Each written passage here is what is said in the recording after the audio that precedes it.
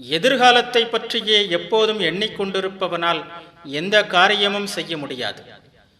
உண்மையானது, நல்லது என்று நீ எதனை புரிந்து கொண்டாயோ அதனை உடனே நிறைவேற்று. எதிர்காலத்தில் இது வருமா, இது வராமல் போகுமா என்று கணக்கு பார்ப்பதில் என்ன பயன்? வாழ்க்கை மிகவும் குறுகியது.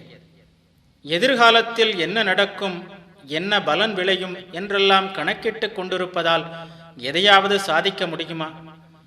கடவுள் ஒருவர்தான் பலன்களை தருபவர். அதை அவரிடம் விட்டுவிட்டு எல்லா வேலைகளையும் செய். பலன்களை கணக்கிடுவதில் நீ என்ன பெறப்போகிறாய்? அந்த வழியை பின்பற்றாதே. எப்போதும் வேலை செய்து கொண்டே இரு. மகனே, ஒருவனின் விதி அவனது கையில்தான் இருக்கிறது.